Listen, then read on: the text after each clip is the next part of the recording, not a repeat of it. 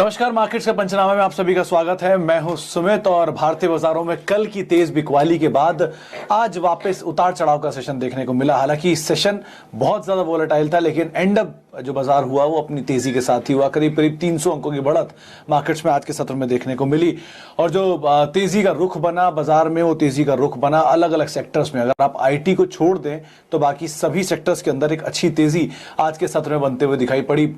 Majorly lead कर रहा था टेलीकॉम, और टेलीकॉम में भी पर्टिकुलरली लीड कर रहा था भारतीय एयरटेल। साथ ही साथ अगर कुछ और सेक्टर्स की बात करें तो आज फार्मास्यूटिकल में खरीदारी देखने को मिली। मेटल आज आउटशाइन कर रहा था, एक अच्छी तेजी वहां पर बनते हुए दिखाई पड़ रही थी। इसके अलावा ऑटो सेल्स के नंबर्स और मिला जुला रिएक्शन वहां भी था। स्पेशली एग्रीकल्चर बेस्ड जो कंपनीज हैं, स्कॉट्स, महिंद्रा एंड महिंद्रा, इनके नंबर्स थोड़े अनुमान से बेहतर आते हुए दिखाई पड़े। कुछ नंबर्स अभी पेंडिंग भी है, लेकिन एक अच्छा सत्र कह सकते हैं जहां पे मिड कैप ने पार्टिसिपेट किया। 1% 1.5% का उछाल वहां आता हुआ दिखाई पड़ा।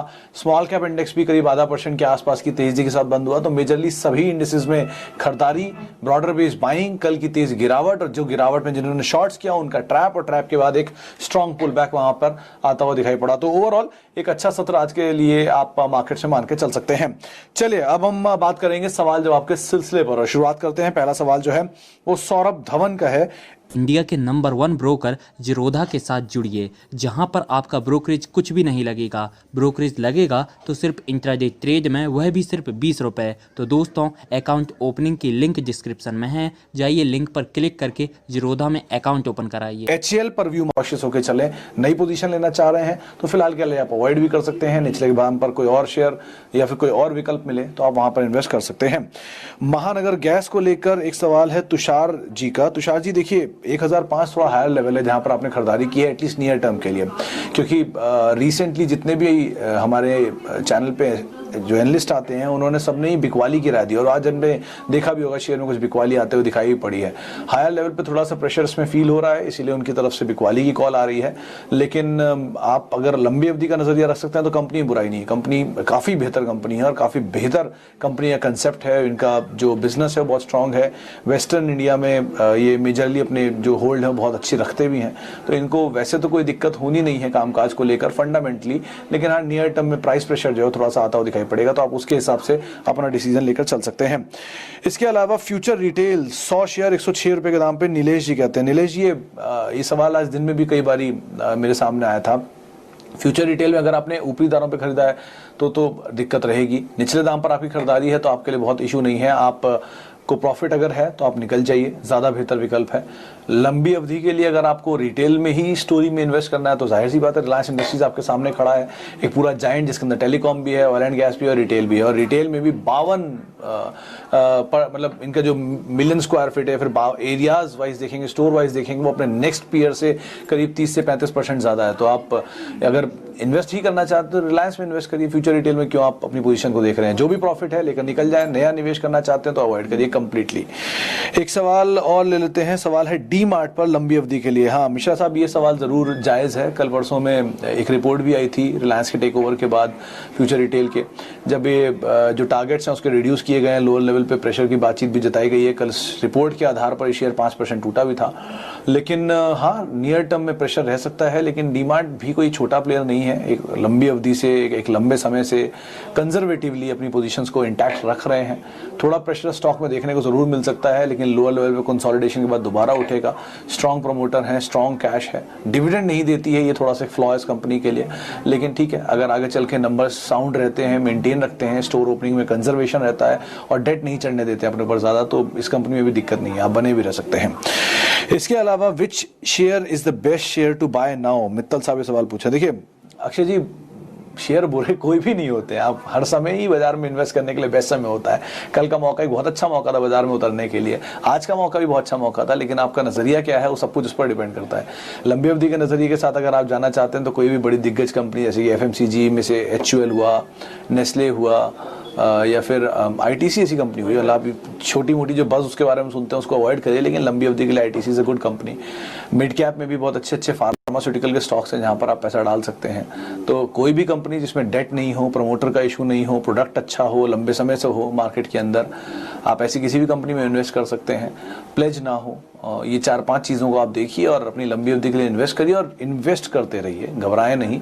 बाजार में छोटे मोटे मूव ऊपर नीचे के आते रहते हैं, लेकिन लंबी अवधि में अगर कंपनी अच्छा काम कर रही है, धंधा अच्छा है, प्रॉफिटेबिलिटी अच्छी है, तो जाहिर सी बात है उसका रिवॉर्ड कभी ना कभी बाजार उसे ज़रूर देगा, वरना डिविडेंड तो मिल ही रहा है। तो ऐसा कुछ नहीं है, छोटी मोटी बज़ को, छोटी मोटी जो खबरें आती हैं उनको अवॉइड करिए, अच्छी कंपनी में इन्वेस्ट करिए, शेयर में नहीं। अच्छी कंपनी में इन्वेस्ट करेंगे, शेयर उसे फॉलो 100% कभी ना कभी करेगा, तो आप उस हिसाब से इसमें निवेश कर सकते हैं। इसके अलावा एक सवाल और लेते हैं। सवाल है सन फार्मा पर 842 रुपए के दाम पे खरीदारी। अरे बाप रे सौरभ जी, काफी ऊपरी स्तरों पे खरीदारी है आपकी, तो एज ऑफ नाउ तो होल्ड करने के अलावा कोई ऑप्शन नहीं है। ये जरूर है कि 900 रुपए पे प्रमोटर ने बहुत साल पहले बायबैक किया था, तो ऐसे घबराने वाली कोई बात एज सच तो नहीं है। कंपनी अच्छी है, देश की सबसे बड़ी फार्मास्यूटिकल कंपनी है, तो नंबर वाइज कोई प्रॉब्लम नहीं है। शेयर बहुत टाइम से अंडर परफॉर्म कर रहा है, थोड़ा चलना शुरू हुआ है, लेकिन अगर मूव अच्छा रहता है, आगे आपको तेजी मिलती है, तो आप रीजनेबल प्रॉफिट के साथ निकल सकते हैं। लेकिन इस तरह की कंपनियां अगर आपको कभी नीचे मिले तो आप उन्हें छोड़िए मत, वहां पर निवेश करिए। वो एक बेहतर जो ग्रोथ स्टोरी है वो उतनी इंटैक्ट नहीं दिख रही है। हर बार ये कहते हैं कि नंबर्स में अब जितनी बुरी चीजें थी वो खत्म हो चुकी हैं, आगे नहीं आएंगी, लेकिन फिर अगले क्वार्टर में आ जाती हैं। तो ऐसे करके सिचुएशन अब तक नहीं है। लास्ट क्वार्टर के नंबर काफी साउंड थे, तो वहां थोड़ा सा बेहतरी का एक आंकड़ा आता हुआ दिखाई पड़ा, इसलिए बाजार ने रिएक्ट भी किया। 15 रुपए का शेयर आज 30 रुपए के ऊपर आ चुका है। वी वैद्यनाथन साहब वैसे भी जाने माने मैनेजमेंट है, तो उसका तो कोई मुकाबला ही नहीं है। अभी के लिए आप बने रह सकते हैं अगर आपके पास है तो।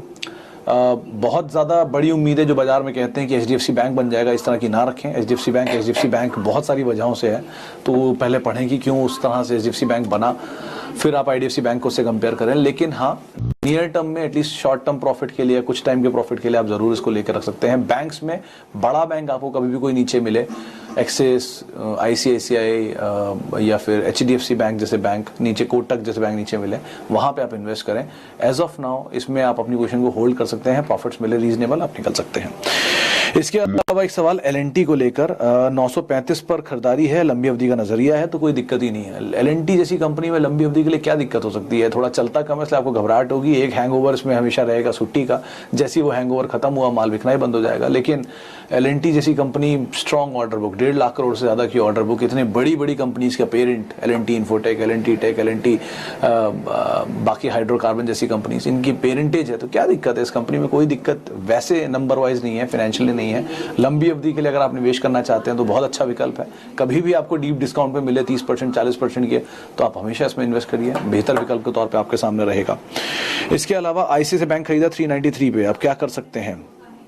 आईसीआईसीआई बैंक 393, बैंक अच्छा है, नजरिए पे डिपेंड करता है आपका कि आप कितने समय के लिए रहना चाहते हैं। बैंकों में वैसे भी तेजी देखी गई है और आईसीआईसीआई बैंक लोअर लेवल से अच्छा चला भी है, 50% से ज़्यादा का मूव दिखा भी चुका है, तो आप थका नहीं है सो फार, तो अभी तो आप बने रह सकते हैं। लेकिन कहीं भी ऊपरी स्तरों पर थोड़ी सी प्रॉफिट टेकिंग बढ़ती है तो मीडियम टर्म में आप निकल जाएं, लॉन्ग टर्म के लिए इसका कोई मुकाबला नहीं है, तो आप निवेश करें, बने रहें, बहुत अच्छा बैंक है।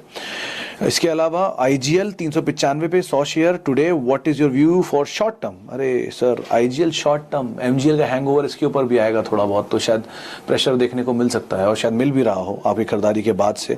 लेकिन ये सब शेयर तो पोर्टफोलियो स्टॉक है, मतलब विपिन जी बहुत सीधा सा जवाब है इसका। आप नियर टर्म में शायद 10 रुपये 15 रुपये लेकर निकल भी जाएंगे यहाँ से और खुश भी हो जाएंगे, या 20-50 रुपये लेकर भी खुश हो जाएंगे। लेकिन ये अगर आप इसकी हिस्ट्री देखेंगे, 300 रुपये का शेयर आज आपके सामने किस तरह से, वो भी बोनस के बाद, तो इस तरह के शेयर तो वेल्थ क्रिएट करते हैं। आप इसमें छोटी अवधि में पैसे डालकर ज़ाहिर मत करें, और बेहतर विकल्प छोटी अवधि के लिए देख लें इनफैक्ट। लेकिन ये विकल्प तो अच्छी लंबे समय का रखने के लिए, आप इसको वैसे देखें इसके बिजनेस को देखकर, अदरवाइज इसको आप अवॉइड करें छोटी अवधि में ट्रेड करने के लिए। साथ ही साथ निपॉन 240 पर बाय या सेल, ये सिंह साहब पूछ रहे हैं। देखिए सिंह साहब, बहुत ही बढ़िया कंपनी है, कोई दो राय नहीं है इसमें। निपॉन इंडिया पे और 270 रुपये के दाम पे जब ये रिसेंटली आया था करेक्शन के बाद, तब तो टू गुड था। नंबर्स भी ठीक ठाक हैं, मैनेजमेंट चेंज हुआ है, थोड़ा फेरबदल का वेट करें, सिचुएशन के और बेटर होने का वेट करें, डिविडेंड वगैरह देखें और उसके बाद इसमें बने रहें। अभी भी कोई दिक्कत नहीं है बने रहने में, लेकिन आगे और बेहतर सिचुएशन हो जाए तो अपनी पोजीशन को और आपका कन्विक्शन आ जाएगा। लोअर लेवल पे मिले तो आप ज़रूर इसमें एडिशन कर सकते हैं, वो एक और अच्छा विकल्प हो सकता है।